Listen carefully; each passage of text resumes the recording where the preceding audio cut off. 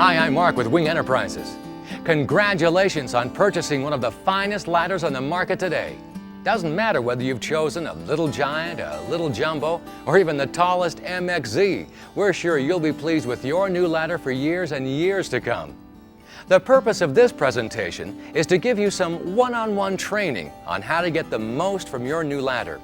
A few minutes spent today will help you realize the full potential of this extraordinary ladder system. This video is not meant to be a replacement for the operating and safety instructions manual that came with your ladder. After watching this video, I encourage you to read it carefully. For the most part, ladders are pretty uncomplicated devices, but they can also be one of the most dangerous pieces of equipment you'll ever own. Most accidents happen when people select the wrong ladder for the job, don't inspect it first, fail to set it up properly, or get careless about how they use it. Fortunately, you've selected one of the safest, easiest to use, and most technically advanced ladders ever built. If you haven't used your little giant ladder yet, you may be surprised to learn everything it can do. In fact, it replaces several sizes of conventional and telescoping ladders. So how do you know which size or configuration to use for a particular task? Here are some general rules you should always abide by. First, decide which style of ladder is the best for the job.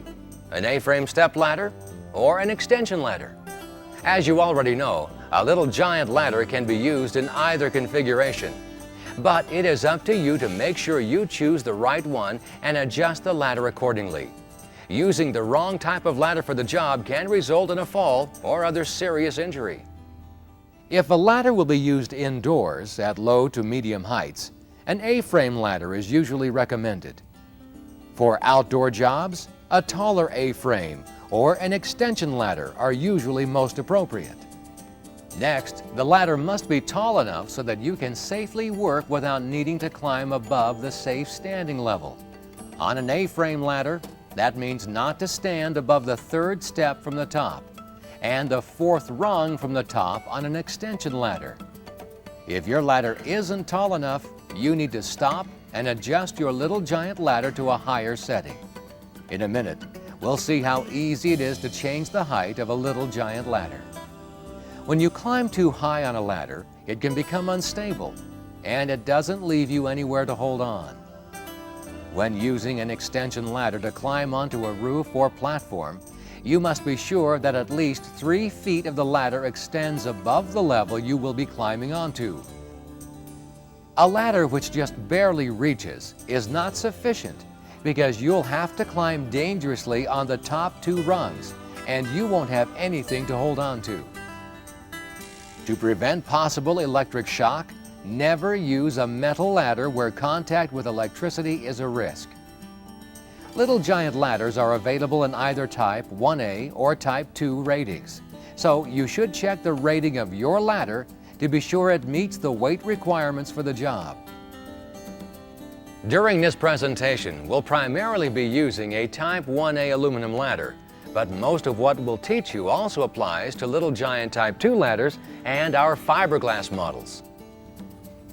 Adjusting the size or shape of a little giant ladder takes just a few seconds, so there's really no reason not to change it to the safest possible configuration every time you use it. The hinge at the top of the ladder is what permits you to alter the ladder shape from this to this to this.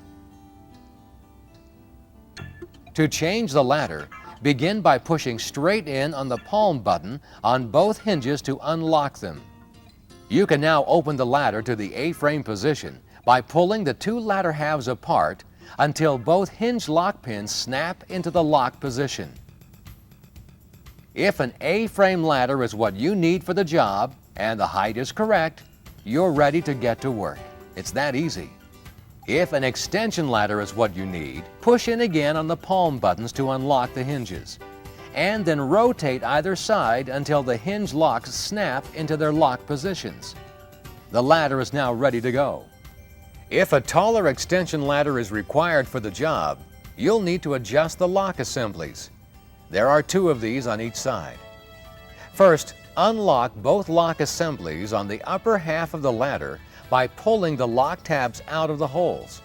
Next, grasp the outer ladder and walk backward, allowing the ladder to telescope to the desired height.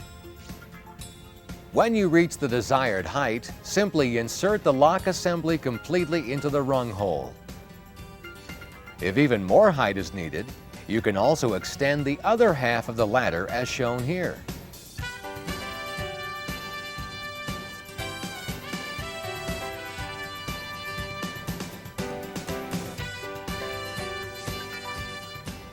To put the ladder back into its stored position, just reverse the sequence of steps.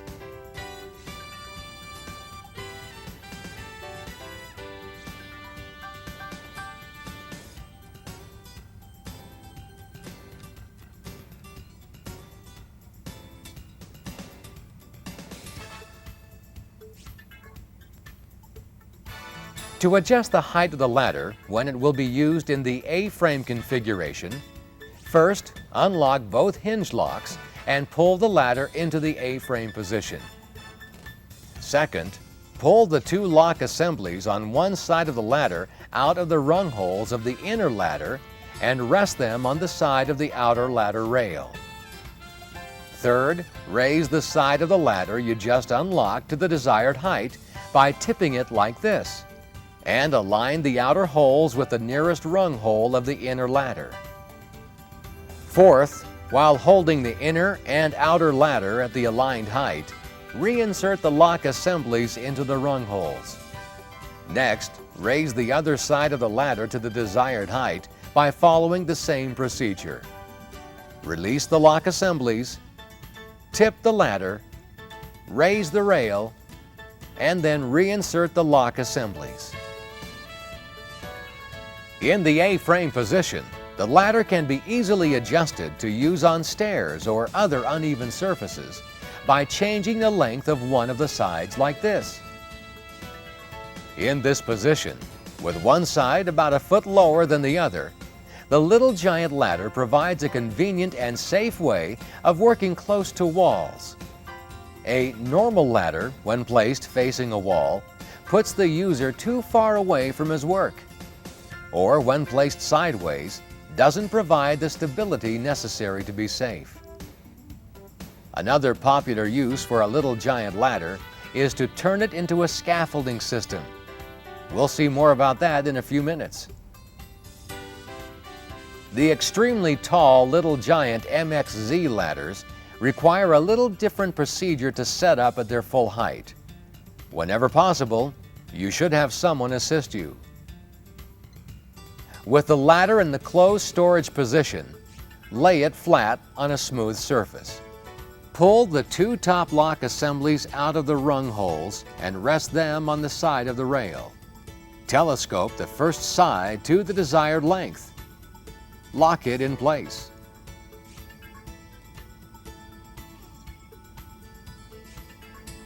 Turn the ladder over. Pull the other two lock assemblies out of the rung holes and rest them on the sides. Telescope the second side to the same length and lock it into place.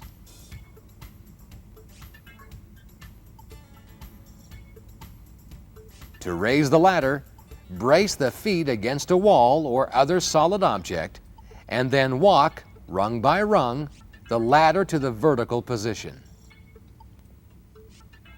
Now, open the ladder to the A-frame configuration by pulling the ladder halves apart until the hinges lock into place. It's now ready to use. To return the ladder to the stored position, first move the ladder next to a wall or some other solid object. This will provide a brace that will keep the ladder from slipping. Then tip the ladder to the side, lower it to a flat surface, unlock both hinges, bring the ladder halves together,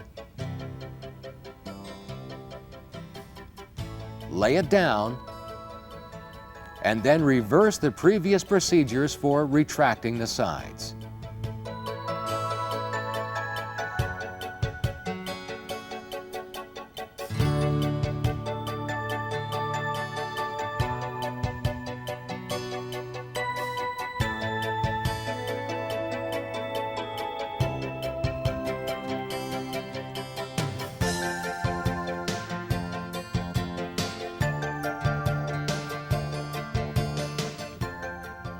As you can see, changing the shape of a little giant ladder is fast and easy, but you must always take the time to make sure the hinges and the locking assemblies are completely inserted before using the ladder.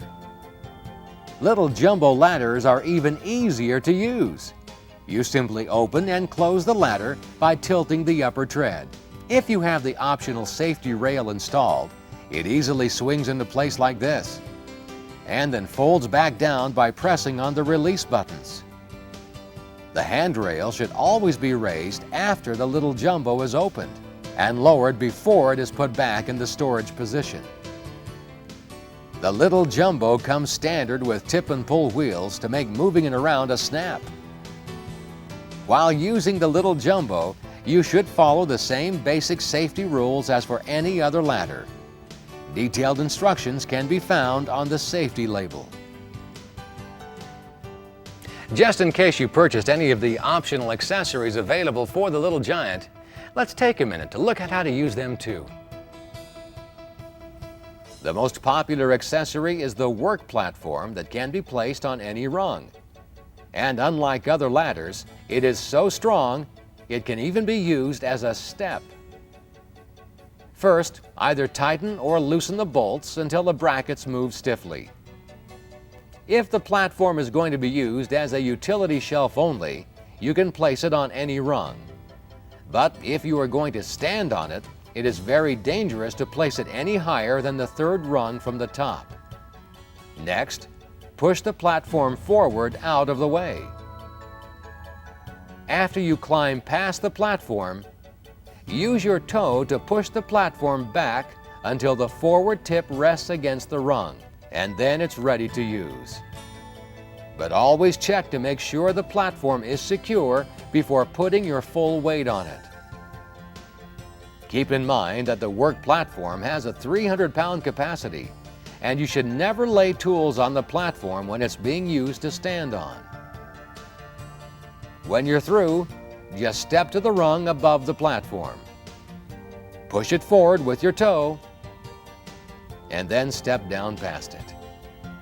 As we mentioned earlier, the Little Giant ladder can also be used as an excellent scaffolding system. To do it safely, you'll need an optional work platform and a Little Giant telescoping plank. Planks are available in 9, 13, and 16-foot lengths. These heavy-duty planks store in 1/2 their extended length and won't twist, flex, bow, or warp. Using other planks is not recommended.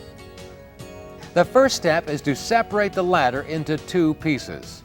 From the folded and fully collapsed position, pull the inner ladder assembly completely out of the outer ladder bases. Next, open the inner ladder assembly to the A-frame position until both hinges lock. This is the first of the 2 trestles needed for the scaffolding. To create the second trestle, reverse one of the outer ladder bases and turn it 180 degrees against the other base. And then insert the lock assemblies of one base into the holes of the other base. Now, grasp the outer ladder base with the unused lock assemblies. Lower it 1/2 inch. And then spread the other base to form the second trestle. Before using, a work platform must be inserted between the 2 sides to stabilize the second trestle. Begin by rotating the forked ears to this position and then placing the platform between the bases. Note that the wire end of the platform should face the curved rung of the base that was previously turned inward. Pressing down on top of the platform will lock it into place. And it's ready for the plank, which can be placed at any height except on the top rungs. The 2 trestles should be spaced so that the plank can extend at least 6 inches past the outside rung of each trestle.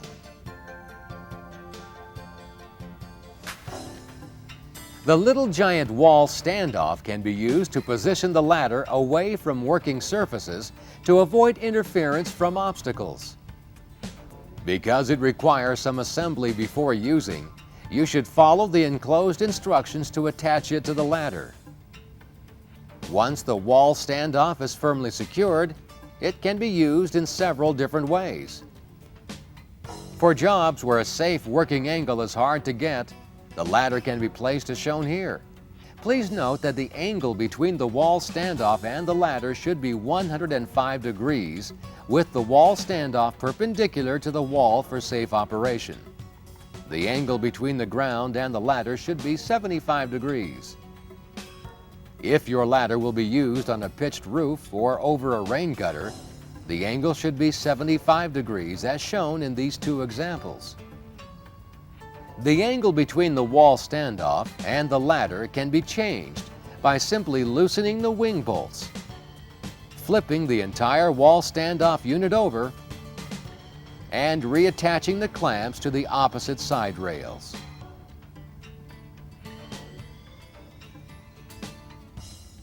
The Little Giant leg leveler is a safe and sound solution to working on uneven surfaces. To use the leg leveler, first determine which side of the ladder it will be used on. Loosen the wing bolt, which does not clamp the adjusting channel, and remove it. Orient the leveler I-beam the correct direction so that the foot angle will be parallel with the floor, and slide it over the ladder leg with the adjusting channel towards the outside of the ladder. You should keep the I-beam as close to the ladder foot as possible. Next, reattach the bracket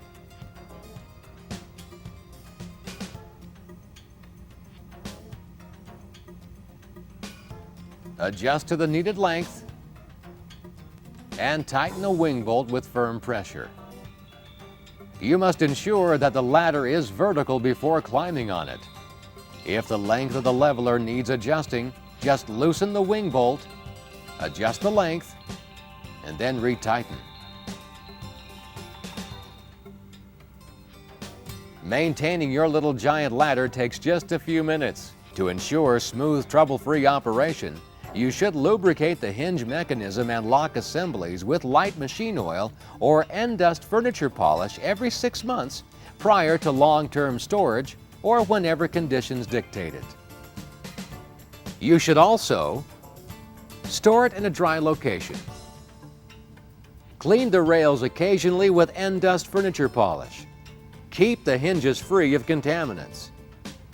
Replace worn parts whenever necessary, and replace safety labels if they become hard to read. In the final section of this presentation, we're going to take a look at some do's and don'ts of ladder safety. Let's assume you've chosen the right ladder, adjusted the height or configuration if necessary, inspected it for any mechanical problems, and now you're ready to get to work. Check for overhead clearance and ensure there are no live electrical wires. Wear shoes with clean, non-skid soles. Set the ladder on a firm, level surface so it won't shift or sway. Never place it on slippery surfaces. On soft ground, use a board at least 6 inches wide under the legs to keep them from sinking. Extension ladders must be placed so that they lean at a 75-degree angle. If a steeper angle is used, the ladder may tip back when you climb on it. And if the ladder is placed too far out, the feet may slip out.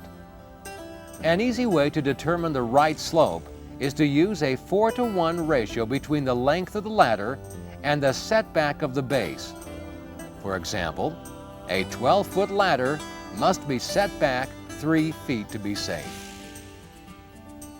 Both rails of an extension ladder must be fully supported with at least 18 inches of extra space on either side. Extension ladders have a front side and back side and should never be climbed from the back side.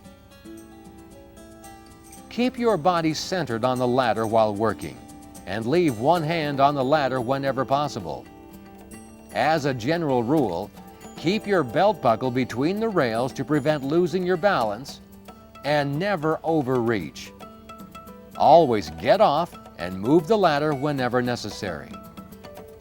Tying off the ladder at the top or staking the legs can offer a higher level of protection when the ladder will be in one place for some time. A-frame ladders must be in the fully open position with the hinges and lock assemblies firmly secured. Always face the ladder when you climb, and never jump off a ladder or skip any rungs. Never position a ladder in front of a door or where it could get easily bumped. Haul heavy tools and materials up on a line instead of trying to carry them up the ladder. Never allow more than one person on an extension ladder. 2 people may climb on opposite sides of a little giant A-frame ladder as long as the weight capacity is not exceeded. Don't climb a closed A-frame ladder. Don't leave a ladder unattended. And finally, always use common sense when working with ladders. False security can lead to carelessness, which can cause serious injuries. It's important to keep in mind that the person ultimately responsible for your safety is you. Even the safest ladder can be dangerous when proper precautions aren't taken in its use. Thank you once again for purchasing a wing ladder. If you have any other questions, please contact your wing dealer.